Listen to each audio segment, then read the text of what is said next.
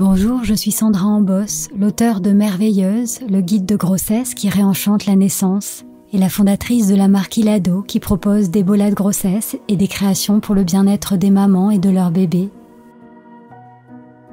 J'ai créé ce podcast de méditation pour t'accompagner d'un peu plus près sur le chemin qui te mène à ton bébé. Parce que concevoir, porter et mettre au monde un enfant est bien plus qu'un événement biologique et médical. C'est une expérience bouleversante qui nous transforme physiquement mais aussi émotionnellement et spirituellement. Alors je t'accueillerai ici chaque fois que tu en auras besoin pour t'aider à vivre ton voyage de maman en toute confiance et en toute conscience. Bienvenue dans Naissance d'une maman, le podcast qui réenchante la maternité. La façon dont nous abordons notre accouchement est en grande partie influencée par nos croyances. Des croyances qui se sont souvent construites à travers les images véhiculées dans les médias et les histoires qu'on nous a racontées. Malheureusement, ce sont souvent les récits difficiles et les expériences douloureuses qui résonnent le plus fort et qui viennent ainsi renforcer nos peurs, nos doutes et nos inquiétudes. Alors aujourd'hui, j'aimerais vous offrir une autre histoire, celle d'une naissance douce et heureuse. Dans cet épisode, j'ai la joie d'accueillir Marion, qui est la fondatrice du podcast Mamelles. Il y a 5 ans, elle a donné naissance à son premier enfant, Nathan, à la maternité. Et c'est dans le cocon rassurant de son foyer qu'elle a accueilli son deuxième enfant, Naël, il y a quelques semaines. Marion a accepté de venir nous raconter leur rencontre. Si vous rêvez d'une naissance physiologique, j'espère que son témoignage viendra renforcer votre confiance, car comme vous l'entendrez dans cet épisode, vivre son accouchement pleinement, sereinement et avec gratitude est possible. Bonjour Marion, merci beaucoup d'avoir accepté mon invitation. Bonjour Sandra, je suis vraiment ravie d'être au micro pour Naissance d'une maman aujourd'hui. C'est un vrai honneur pour moi. Je l'expliquerai en tout cas, je pense, au cours de cet épisode, mais ta voix a bercé la fin de ma grossesse et mon accouchement. Donc vraiment merci de m'accueillir dans ton espace. Merci en tout cas de nous offrir un peu de ton temps. Là, on est entre deux tétés. Donc, on a ce petit espace de partage, de témoignage. Ton accouchement, il est encore bien au chaud dans ton cœur, dans ta mémoire, dans ton corps. Et vraiment, merci d'avoir accepté de venir partager avec nous cette rencontre. Et la première question que j'ai envie de te poser, je pense que c'est une question qu'on t'a souvent posée pendant la grossesse, c'est pourquoi tu as choisi d'accueillir ton deuxième enfant à la maison. C'est une voie qui est encore très rare en France et qui peut paraître à la fois très courageuse pour certains et aussi complètement inconsciente pour d'autres. Donc d'où est née cette intention d'accueillir Naël à la maison ? Et c'est vraiment une très très belle question pour moi et c'est un vrai honneur de pouvoir y répondre, Sandra, vraiment, parce que je pense que c'est une question qui doit mener en fait à un débat et qui est très important en tout cas de nourrir cette question avec des expériences diverses et variées. Et en fait, pourquoi j'ai décidé de donner naissance à la maison pour cette seconde naissance, tout part de ce moment qu'on a tous vécu en fait quand on était en période de confinement. Puisque j'ai donné naissance à mon premier fils en pleine période de Covid, en 2020. J'ai donné naissance où en tout cas on était dans ce temps suspendu, ce que j'appelle vraiment une guerre sanitaire. Ce sont des bébés qui pour moi sont nés en pleine guerre sanitaire, qui ont vu des premiers visages qui étaient masqués. Et dans une maternité où notamment le père était interdit de rester 2 heures après l'accouchement. Donc, je suis restée 48 heures toute seule, en fait, dans la maternité où est-ce que j'ai accouché. Mais pour autant, j'ai vécu un magnifique accouchement pour mon premier, parce que je m'étais préparée, en fait, avec des professionnels de santé, certes, ma sage-femme qui m'avait suivie et ma gynéco, mais aussi avec plusieurs thérapeutes holistiques. Et j'étais déjà très connectée à la nature, avec une envie d'un accouchement physiologique, naturel.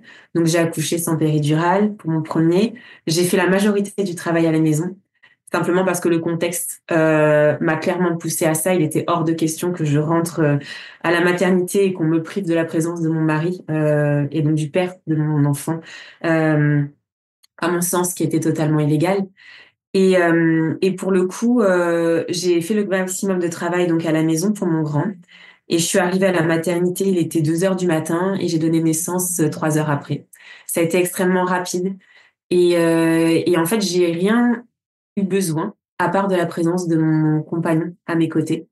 C'est lui qui a rompu la bouche des os avec le son home, le son grave au niveau de mon bassin. C'était magique.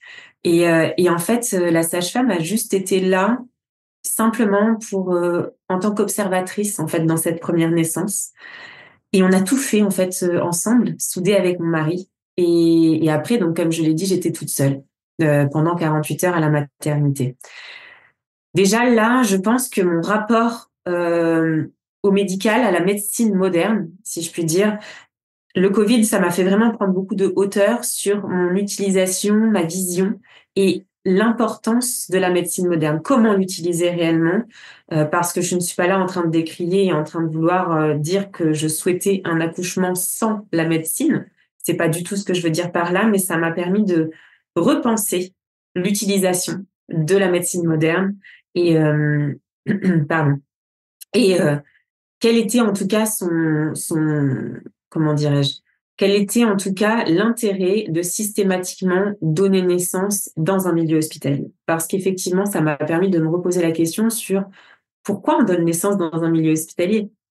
Quel est l'essence d'un hôpital finalement?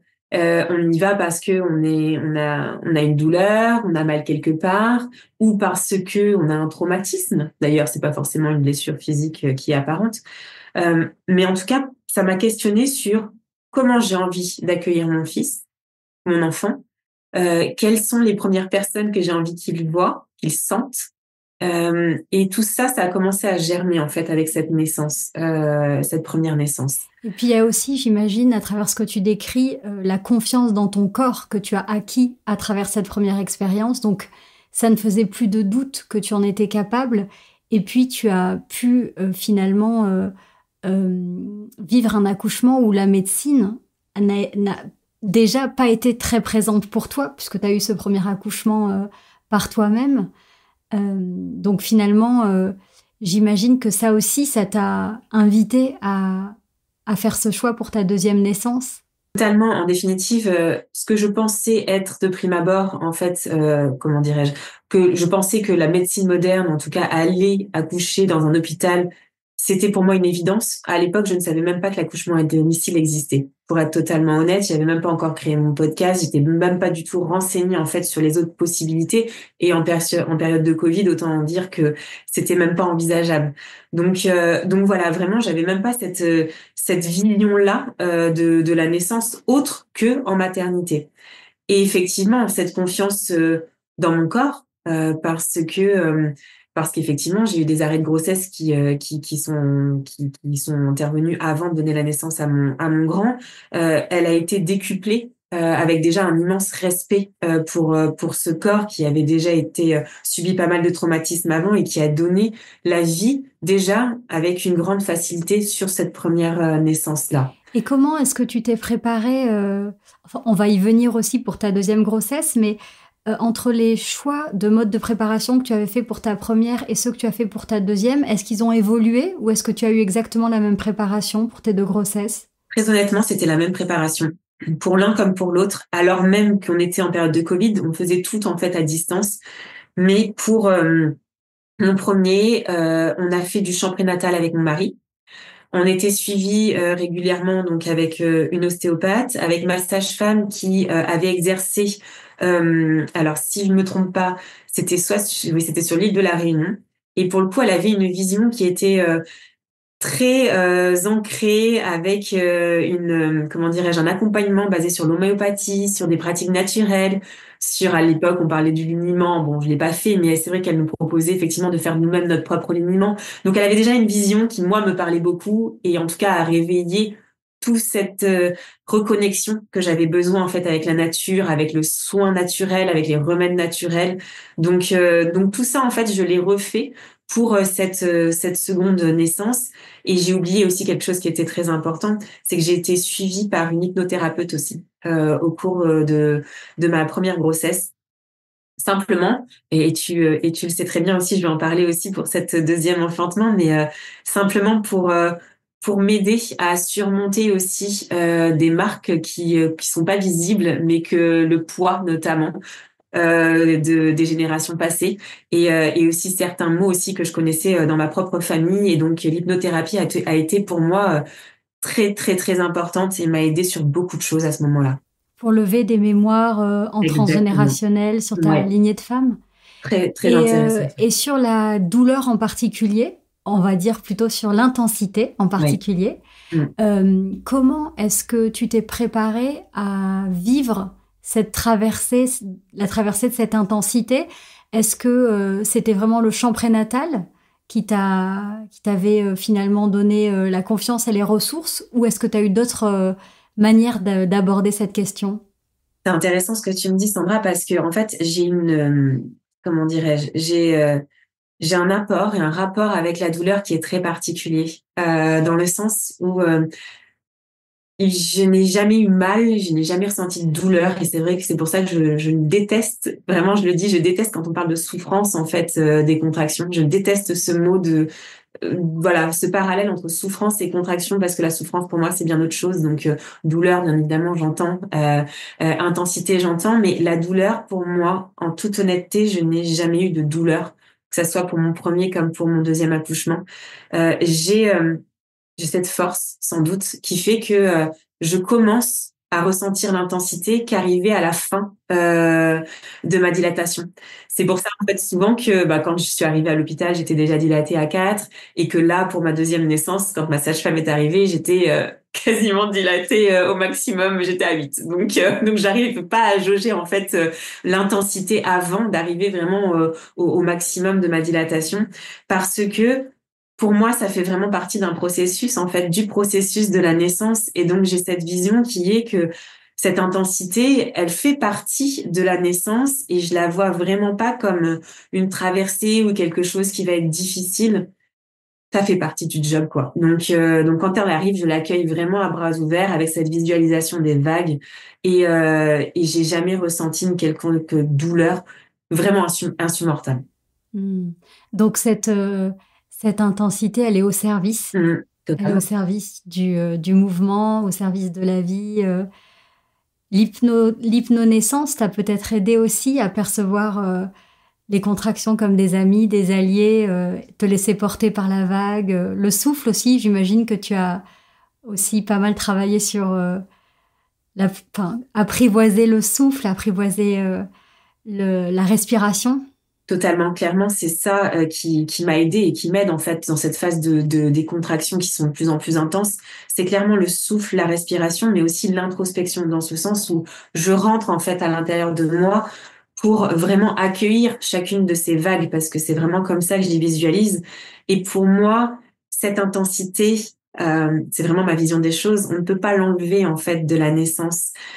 C'est elle qui va aider, en fait, à faire venir notre bébé, et c'est difficile pour lui aussi, c'est intense pour lui aussi. Et j'ai vraiment l'impression qu'on est en symbiose et en binôme à travers, en fait, cette intensité qui est de plus en plus importante, bien évidemment, plus la rencontre se rapproche. Donc pour moi, elle a toute sa place, et je l'ai jamais vue comme un obstacle, finalement. Et quand tu as fait ce choix de cœur d'accoucher à la maison, est-ce que ton mari a tout de suite compris ce choix? Est-ce qu'il l'a soutenu? Alors, je pense que mon mari, depuis qu'il est avec moi, il sait que, il sait qu'il est tout le temps, enfin, qu'il va y avoir quelque chose d'extraordinaire qui va lui tomber dessus. Mais pour le coup, pour cette naissance, avec tout le cheminement qu'il y a eu entre la première et la deuxième, puisqu'effectivement, comme toi, je me nourris des expériences, des récits des mamans, et c'est vrai que, voilà, c'était un peu la boîte de Pandore qui s'est ouverte, et pour moi, c'était impossible d'envisager un accouchement autrement que à la maison, accompagné d'une sage-femme. Je pense que pour mon mari, je parle pas à sa place, mais quand je lui ai annoncé, pour lui, ça coulait de source. C'était évident, il le sentait que ça allait être ça. Maintenant, peut-être la première angoisse que j'ai sentie en lui, c'était vers quel professionnel on va se tourner, et est-ce que ce professionnel, donc la sage-femme, on va créer vraiment un lien de confiance, puisque l'équipe à domicile. Ça sera notre trio en définitive. Enfin, bien entendu, j'entends bien qu'il y avait mon bébé qui est là, mais fallait bien quand même qu'il y ait une belle entente entre la sage-femme et mon mari. Et je pense que c'était plus ce questionnement-là dans un premier temps qui l'a un petit peu stressé, mais pas l'accouchement en lui-même à la maison. Je pense qu'il avait vraiment confiance en moi, et il l'a toujours eu d'ailleurs. Donc cette doula, cette sage-femme, pardon, c'est la même qui t'a accompagnée pour ta première grossesse ou c'était une sage-femme vraiment d'accouchement à domicile? Et est-ce que tu t'es aussi fait accompagner par une doula ou uniquement par une sage-femme? Alors non, du tout ça. Là, pour ma première grossesse, j'ai accouché en Occitanie à Rodez, et donc là, actuellement, en fait, je suis dans la Manche. Et effectivement, j'ai été voir, en fait, à peine arrivée, quand j'ai emménagé, j'ai été voir une doula pour fermer le vortex de ma naissance de mon premier fils. J'ai mis beaucoup de temps à le fermer, puisqu'il y avait aussi un allaitement long qui était en parallèle, puisque je l'ai allaité pendant 4 ans. Et donc, je suis tombée, non par hasard, entre les mains de cette doula, Pauline. Et de fil en aiguille, donc je suis devenue enceinte en mois de janvier, et je lui ai parlé de cette volonté, de ce souhait de cœur d'accoucher à domicile, et elle m'a dit, bah écoute, il y a personne que je connaisse ici qui fait en tout cas les naissances à domicile, mais il y en a une sage-femme en Bretagne. Voilà, peut-être tente ta chance, tu verras bien, parce que effectivement c'est un gros sujet d'être accompagnée par une sage-femme pour un accouchement à domicile, dans le sens où elles ne sont pas assurées, et elles prennent beaucoup de risques en accompagnant ce type de naissance. Et effectivement, Jacqueline, ma sage-femme, quand elle nous a vus rentrer dans son cabinet, il y a tout de suite un lien de confiance qui s'est créé. Elle nous a accompagnés, comme une doula d'ailleurs pourrait nous accompagner, sur le plan émotionnel, mon mari et moi, vraiment tous les deux, en revivant notre propre naissance et en mettant des mots sur nos émotions respectives à chaque trimestre. Et ça, c'est quelque chose, une vision, une façon de faire que je ne connaissais pas du tout. Et ça a été un grand soulagement, je pense, pour mon mari aussi. Et elle avait vraiment confiance en nous. Et je pense que ça nous a beaucoup aidés. Et il n'y avait pas du tout cette vision avec cette casquette très médicale, avec tous les risques qui nous tombent dessus. Non, elle était vraiment dans un lien de confiance. Donc on avait Jacqueline, donc notre sage-femme, qui nous suivait. Et en parallèle, on était suivis aussi avec la doula, qui, elle, nous proposait plusieurs techniques, notamment avec les resserrages de bassin, comment utiliser le rebozo, notamment pour mon mari, vers la fin, comment il pouvait m'aider, et avec des bercements, avec tout ça. Et donc, on a eu vraiment ces deux femmes-là qui nous ont suivis tout au long. On peut s'attarder quelques instants sur le rebozo parce que peut-être que nos auditrices ne connaissent pas cet outil. Et d'ailleurs, sur ton podcast Mamelles, tu as fait une mini-série consacrée au thème du rebozo. Donc, je vais en dire 2 mots et si tu veux compléter par rapport à toi l'utilisation que tu en as faite. Donc, le rebozo, c'est un tissu ancestral qui est originaire d'Amérique centrale, qui est utilisé dans plusieurs situations. Donc, c'est le resserrage du bassin après la naissance du bébé. Il y a aussi le soin rituel rebozo qui est tout un soin avec plusieurs étapes. Et on peut aussi utiliser cet outil pendant la grossesse et pendant l'accouchement. Donc toi, est-ce que tu peux nous parler de la manière dont tu as utilisé ton rebozo pendant l'accouchement? Alors, mon rebozo, bah, d'ailleurs, je me le suis offert sur Ilado. Je fais un petit clin d'œil sur ta boutique aussi, puisqu'il vient de ta boutique. Et pour le coup, mon rebozo, je l'ai utilisé au cours de ma grossesse, vraiment en soutien, parce que je sentais, j'ai fait un beau bébé, hein, presque 4 kilos. Et pour le coup, enfin, un beau bébé, ils sont tous beaux, c'est pas ce que je veux dire par là, mais pour le coup, il était en tout cas avec un poids plus conséquent que mon premier. Et donc, je le sentais vraiment. Et c'est vrai que ça m'a beaucoup aidé pour soutenir et maintenir mon bas-ventre, en tout cas, à moins ressentir cette lourdeur et cette pesanteur. Donc ça, c'était pendant ma grossesse. Tu l'enroulais au niveau du bas-ventre pour soutenir en Du fait, bas-ventre. d'accord. Oui, exactement, du bas-ventre. Et régulièrement, ça c'est vrai, régulièrement, mon mari me faisait soit des balancements, soit des petits resserrages qu'on a appris notamment avec ma doula. Et ça me faisait vraiment du bien, parce que j'avais vraiment l'impression d'avoir 2 ailes comme des oiseaux, avec ce rebozo qui se refermait en fait sur moi. Et c'était un moment d'introspection, en tout cas aussi pour moi. Et ce rebozo, il continue de me suivre encore aujourd'hui, puisque quand une fois que j'ai donné naissance, immédiatement après, 2 heures après, peut-être, ma doula m'a refait un resserrage de bassin avant de partir. Et après, c'est quelque chose qu'on a continué, et surtout qui était indispensable pour moi. Je ressentais vraiment ce besoin de fermeture après cette ouverture.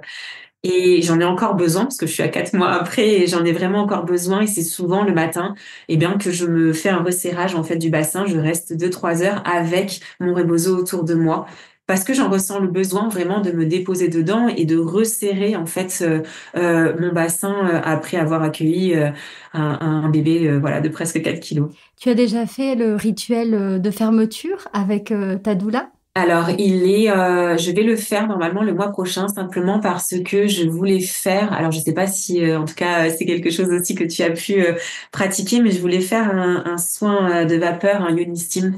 Et c'était intéressant aussi pour moi parce que je le dis, je pense que peut-être que ça parlera aussi à des mamans parce que j'ai été traversée tout au long de cette grossesse et de mon postpartum par des hémorroïdes. Et pour le coup, c'est vrai que c'est un soin qui est intéressant aussi, le Yoni Steam, pour soulager et soigner les hémorroïdes. Donc voilà, j'en attends beaucoup de ce rituel. Oui, D'accord, le Yoni Steam. ouais, ouais, ouais.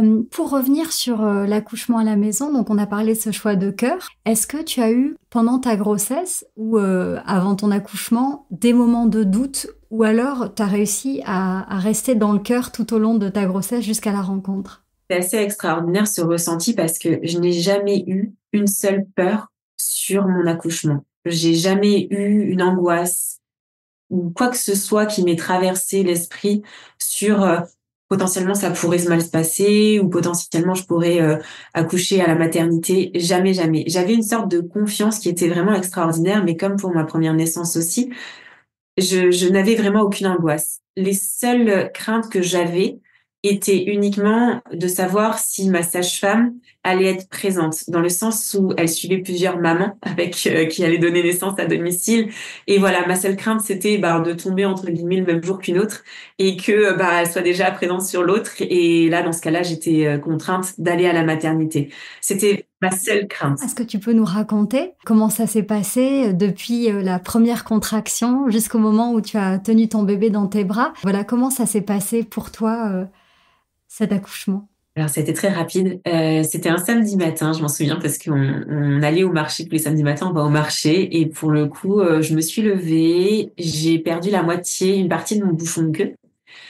Mais je sais très bien qu'il y a aucune urgence, qu'on peut attendre. Ça veut pas dire forcément que l'accouchement est imminent. Tu étais près du terme? J'étais à 5 jours du terme, donc j'étais au terme. Donc voilà. Et puis j'ai perdu une partie, donc le matin il devait être 9 heures. Une heure après, pour le coup, j'ai perdu toute la suite. Donc je me suis dit bon, peut-être qu'aujourd'hui ou demain, ou en tout cas dans les quelques jours, effectivement, je vais donner naissance. On a été au marché et comme on le fait habituellement, et effectivement au cours du marché, je sentais que ça travaillait beaucoup dans le bassin, mais avec voilà une sensation que j'avais déjà sentie et je pressentais la venue de mon bébé à ce moment-là. Quand on est rentré vers midi, je commençais à avoir des contractions toutes les 30 minutes. C'était léger à mon sens, mais bon, comme je l'ai dit tout à l'heure, je ressens pas trop la douleur entre guillemets, donc je n'arrivais pas trop à savoir si je commençais le travail ou pas. Et vers 14 heures, donc je commençais vraiment à contracter toutes les 15 minutes, donc de plus en plus rapprochée. Mais là, je me sentais toujours bien. Jusqu'à arriver 16 heures, où je ne sais pas pourquoi, j'ai eu ce ressenti d'aller prendre le goûter avec mes hommes. Je leur ai dit, je sens que je contracte régulièrement. Je sens que c'est peut-être un appel de passer un dernier moment avec tous les deux. Et on va aller prendre un goûter, on va sortir, on va se prendre un petit goûter, un petit chocolat chaud avant la rencontre parce que je sens qu'elle va pas tarder à arriver. Et au final, ils étaient prêts, ils avaient leurs chaussures, leur manteau à 4 heures. Et moi, je vais aux toilettes et je peux pas me lever des toilettes à ce moment-là. Je leur dis, posez tout. Je pense qu'on va commencer, on va commencer à préparer et à remplir la piscine parce que, oui, je commençais vraiment à contracter. Donc c'était, je sais plus parce que je ne suis pas quelqu'un qui regarde vraiment, mais ça devait être descendu vers 5-10 minutes, toutes les 5-10 minutes. Et ça faisait que de descendre au fur et à mesure. Donc ça, il était 4 heures. Donc on avait déjà gonflé la piscine. une piscine d'accouchement que notre sage-femme Jacqueline nous avait prêtée. Et donc, il restait plus qu'à la remplir. Donc, Aurélien s'est chargé de la remplir. On a commencé à baisser les volets dans la maison pour être dans une ambiance sombre. On a mis mon fils, donc exceptionnellement, devant un dessin animé pendant 30 minutes, le temps de tout préparer, parce que j'avais préparé des petits rituels avec des bougies. Voilà, vraiment se mettre dans une ambiance qui, moi, me portait, en tout cas. Et se fermer un peu au monde extérieur, puisqu'on a une route qui est pas loin de la maison et tout. Donc là, il était 4 heures. Et à 5 heures, j'envoie un message à ma doula, Pauline, avec laquelle on avait prévu, en tout cas, qu'elle vienne pour s'occuper et accompagner notre fils, puisqu'elle avait préparé aussi en amont sur l'accouchement à domicile. Nathan, mon fils, s'était nourri de comment on accouche à travers des livres. Pauline l'avait en tout cas formé entre guillemets à la venue et à la naissance à domicile. Et donc il y avait aucun secret pour lui. Et donc, Pauline est arrivée donc aux alentours de 5 heures. Elle s'est occupée de Nathan et moi, j'ai commencé à 5 heures à aller dans la baignoire, dans la baignoire, dans la piscine, pardon. Et pour le coup, j'ai fait tout le travail. Je suis restée dans la piscine. J'ai mangé mes crevettes asiatiques que j'avais prises sur le sur le marché le midi dans la piscine. Et 1 heure après, Jacqueline est arrivée parce que pour le coup, je contractais très très régulièrement. L'intensité commençait à se faire sentir, à arriver à 6 heures. Et Jacqueline est arrivée à 6 heures. Et mon fils est né à 6h55. Et ça a été extrêmement rapide. Et j'ai eu cette phase arrivée à la fin, dilatation complète, où je me suis extrêmement tendue, où j'étais vraiment dans la force, dans la retenue, dans la crispation. Et je me suis dit, je vais pas y arriver. J'ai eu 5 minutes où vraiment je ressentais cette fois la douleur, mais la douleur comme si j'allais enfanter par la force. Tu penses que c'était la phase de désespérance? C'est comme ça que vous l'avez nommée? Je pense que c'était la phase de désespérance, effectivement. J'étais vraiment je criais alors que c'était pas quelque chose, en tout cas, qui avait été le cas pour la première naissance. J'étais vraiment dans le dur. Je me sentais me déchirer. C'était très, très dur. Et là, Jacqueline m'a juste soufflé ces mots à l'oreille. Marion, arrête. Arrête de pousser. Accompagne-le et sois fluide. Fais-toi molle. Et quand elle m'a dit ces mots, c'est là où c'est extraordinaire. Déjà, je la remercie infiniment. Et c'est là où je trouve que le corps est magnifique parce que directement, mon corps a intégré ces paroles. Et directement, mon corps s'est totalement relâché. Et quelques jours avant, je lisais des récits de naissance sur des femmes qui disaient j'ai accouché sans bruit, sans douleur. Et c'est ce qui m'est arrivé. Puisque à partir de ce moment-là, je n'ai plus dit un seul mot. C'était le silence complet. Mon mari ne savait même plus si je continuais de contracter alors que j'étais vraiment dans la phase finale. Et pour le coup, je me suis rendue toute molle et j'accompagnais, j'étais connectée en fait avec mon fils. C'était extraordinaire comme expérience. Dans le silence et je l'accompagnais et il sortait. J'ai mis ma main entre mes jambes, j'ai senti ses cheveux et je me souviens avoir dit je le sens, il est là. Et 2 contractions après, toujours dans le silence, il est arrivé en fait dans l'eau et c'était extrêmement magique, extrêmement doux et j'ai envie de dire extrêmement ordinaire et très simple et très fluide en fait. Et cette naissance respire cette banalité et cet aspect ordinaire finalement de la naissance. Donc ouais, je suis encore émue, mais c'était vraiment extraordinaire parce que je suis restée dans l'eau. L'eau m'a accompagnée, la matrice pour moi m'a accompagnée du début à la fin, puisque quand j'ai accueilli mon fils dans l'eau, je l'ai gardé sur moi et je suis restée dans l'eau, dans la piscine pendant 2 heures après, avec le placenta qui flottait à côté de moi et c'était vraiment magique. Tout était doux, on prenait le temps. Il y avait vraiment comment dire, aucun parasite. Tout était extrêmement fluide. Mon fils est arrivé. Mon fils n'a pas entendu en fait la naissance puisque comme je ne parlais plus, ils étaient dans la chambre et ils n'ont pas entendu en fait que j'étais en train de donner naissance. Et c'était très très fort parce qu'au moment où Naël est sorti, mon fils s'est fait pipi dessus. Et je trouve ça très fort en fait dans la symbolique. Et il est arrivé, en fait, ouais, ouais, ouais, c'était très fort. Et il est arrivé à côté de moi, j'avais Naël qui était contre moi, mon fils qui était à côté et mon mari. Et c'était vraiment magique. C'est une expérience que je souhaite vraiment à tout le monde et bien au-delà de ce qu'on peut penser, malgré qu'il avait 4 ans et demi.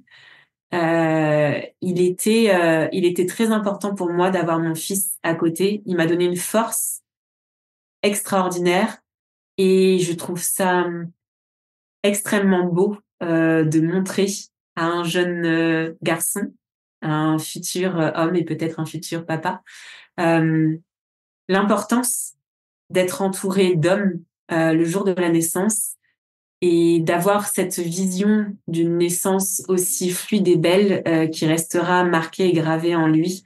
Pour moi, c'est la plus belle des choses. Tu as parlé de simplicité.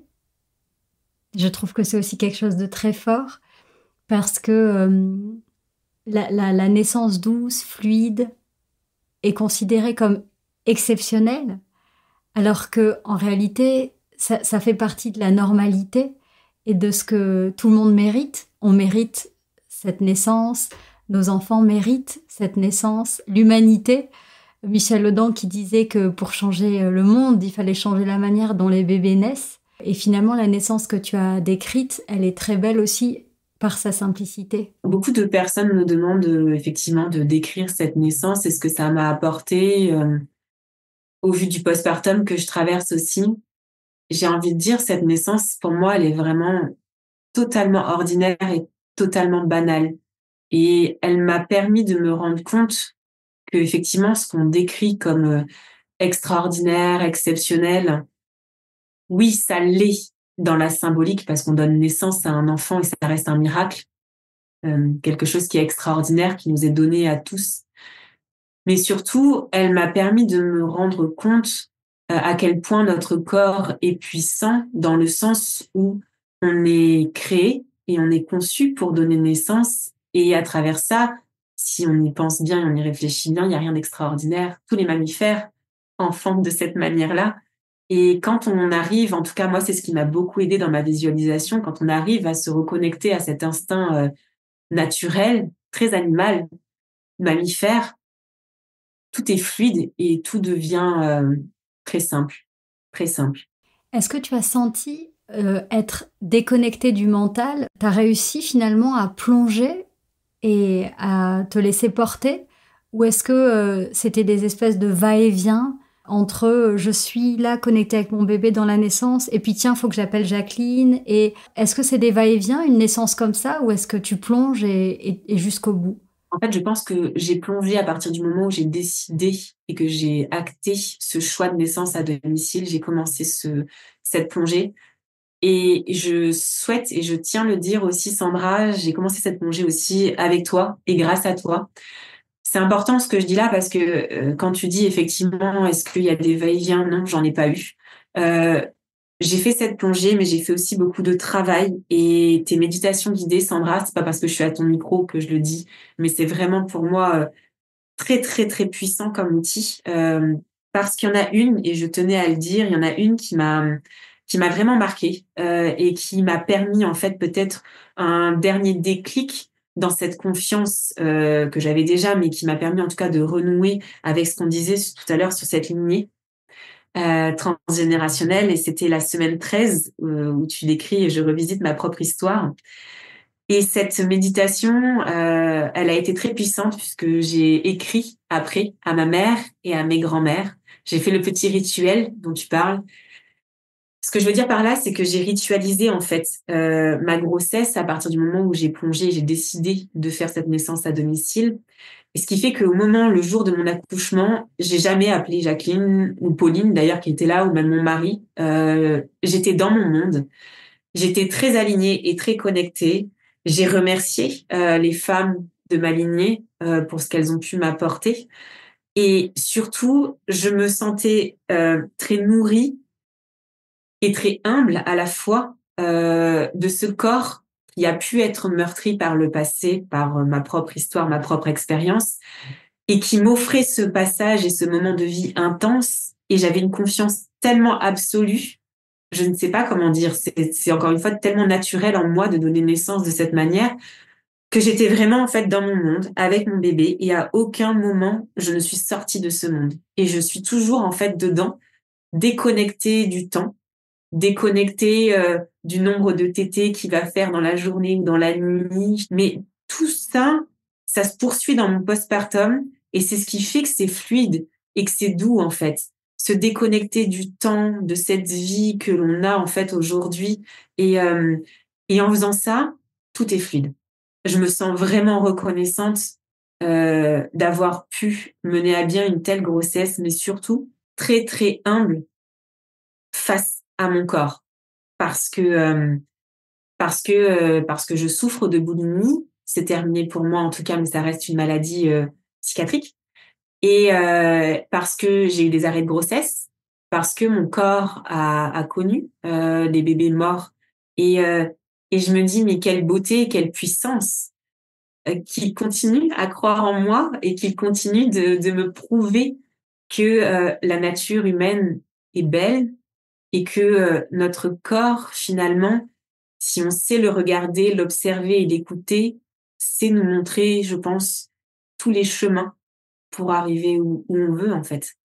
Et ouais, aujourd'hui, j'ai une très, très grande reconnaissance pour mon corps. Et tu dirais que cette expérience, ça a été pour toi comme une forme de guérison? Je pense à ta lignée de femme ou peut-être à ton corps. C'est une naissance qui répare? Clairement, oui. Elle répare et elle révèle aussi beaucoup. Avant la naissance de mon premier, je me sentais encore peut-être petite fille. Et puis c'est vrai qu'on est très infantilisé aussi. Faut dire ce qui est quand même. Peu importe le projet, même si on choisit d'accoucher en maternité, c'est pas nous qui prenons toutes les décisions.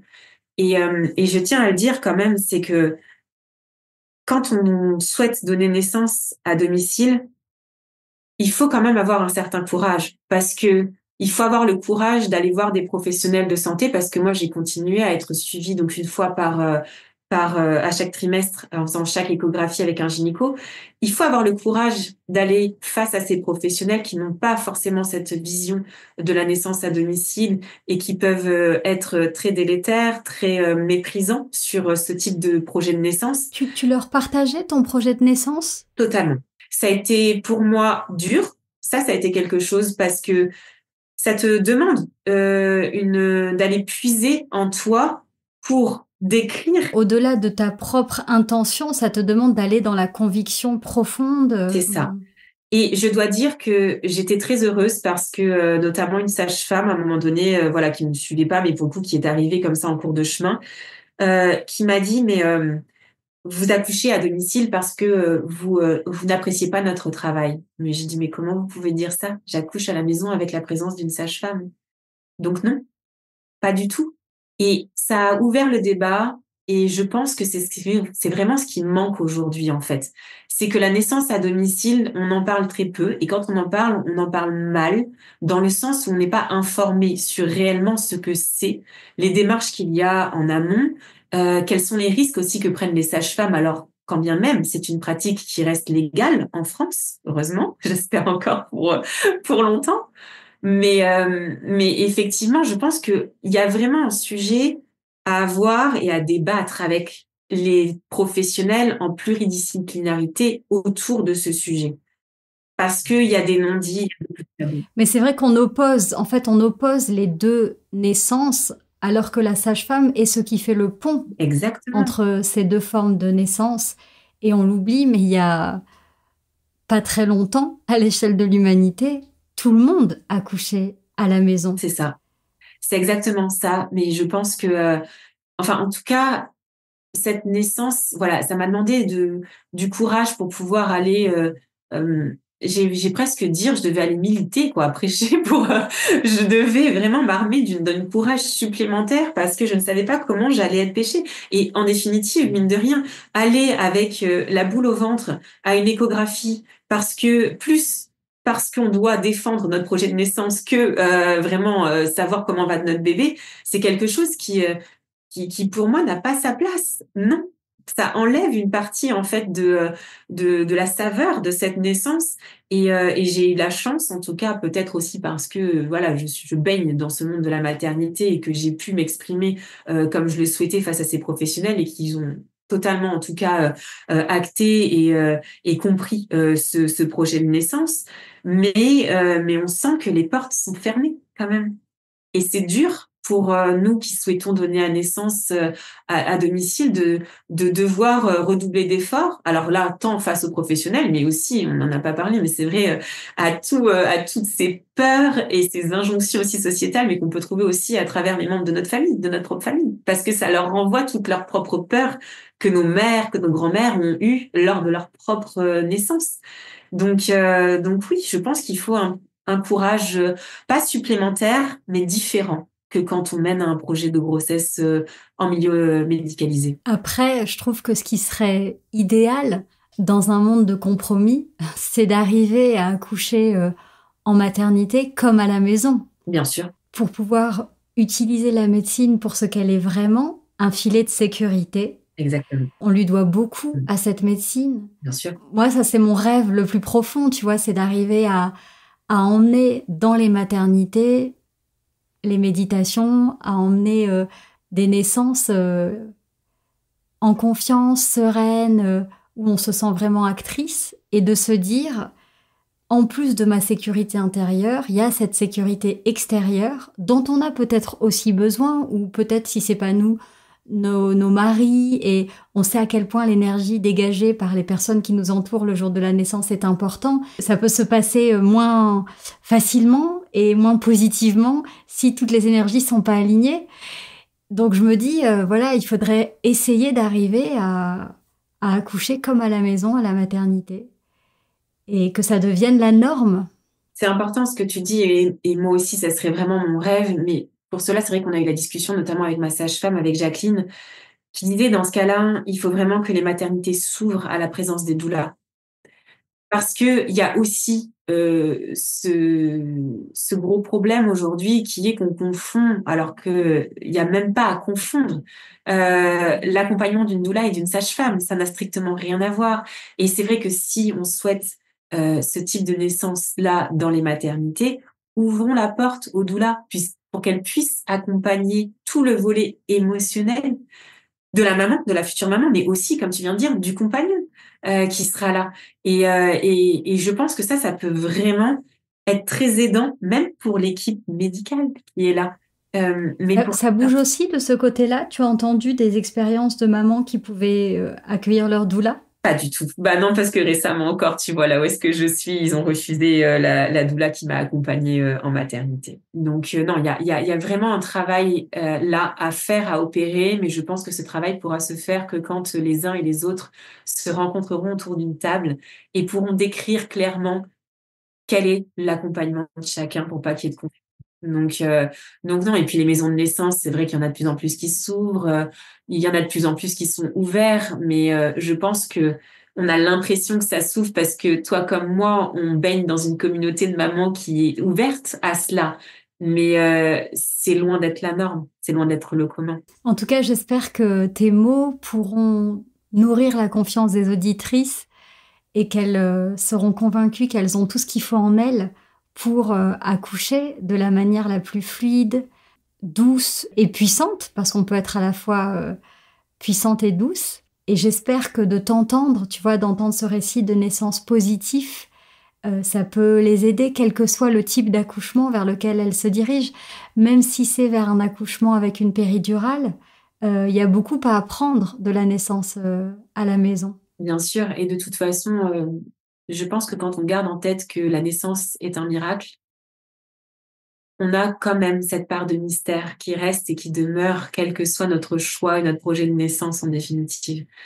Et quel que soit justement notre choix, que ça soit avec péridurale, sans péri, césarienne programmée, peu importe.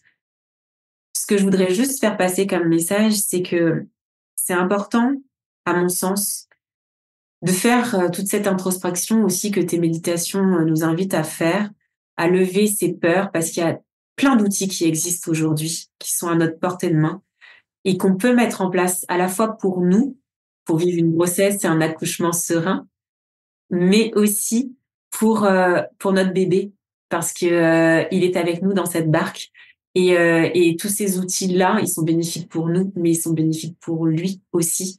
Et voilà, je pense que quelle que soit la naissance que l'on souhaite, il faut vraiment, à mon sens, s'ouvrir, ouvrir des portes, aller chercher vers d'autres horizons et éveiller notre curiosité pour, euh, pour vraiment se reconnecter à ce qu'il y a de plus profond en nous. Et comme tu l'as dit, mon Dieu, mais que cette naissance, elle soit dans votre cœur et que le mental lâche vraiment, vraiment. C'est mon plus grand souhait pour chacune. Et je vous invite à découvrir le podcast de Marion, Mamelle, qui peut aussi vous accompagner sur ce chemin. Est-ce que tu peux peut-être, avant de terminer, en dire un mot? Ouais, c'est gentil, merci Sandra. Mais écoute, moi pour le coup, j'interviewe des mamans qui sont aux quatre coins du monde parce que c'est vraiment mon leitmotiv de partager des expériences de femmes, de mères qui viennent des quatre coins du monde à travers les us et coutumes justement de leur pays pour nourrir notre maternité d'une autre vision que celle que nous avons ici dans nos frontières. Non pas que notre vision soit bonne ou moins bonne du tout, mais parce que je pense vraiment que de se nourrir des expériences, des différentes coutumes qu'il y a autour de la naissance, ça nous permet de créer notre propre maternité. Et je pense que c'est ce qui me manque vraiment aujourd'hui. Il y a autant de maternités qui existent à mon sens qu'il y a de mères. Et c'est vraiment vers ça que je tends en interviewant ces différentes femmes pour qu'elles puissent venir, voilà, semer des petites graines dans chacune d'entre vous pour que vous puissiez être à même de traverser les passages de vie et les épreuves de vie, quels qu'ils soient, dans votre vie de femme, et surtout d'être la mère que vous êtes réellement, vous. Et j'ai eu l'honneur d'entendre ton propre récit de maman, Sandra, sur mon podcast. D'ailleurs, je fais un clin d'œil pour celles qui veulent l'écouter. Merci beaucoup Marion et je te souhaite beaucoup de joie avec ton petit Naël et avec Nathan. Merci infiniment Sandra, vraiment, merci. Merci pour ce moment partagé. J'espère que ce podcast te fait du bien. Pour qu'il puisse accompagner le plus grand nombre de mamans, merci d'en parler autour de toi, à tes amis ou même à ta sage-femme. Pour découvrir tous les rituels bien-être d'Ilado, nos tisanes bienfaisantes, nos pierres naturelles ou encore nos cocons d'emmaillotage, je te donne rendez-vous sur ilado.fr. Et je t'invite aussi à rejoindre notre communauté de mamans sur le compte Instagram Naissance d'une maman. Je te souhaite une grossesse sereine et une naissance harmonieuse, celle de ton bébé, mais aussi la tienne en tant que maman. Alors prends soin de toi et souviens-toi, tu es merveilleuse.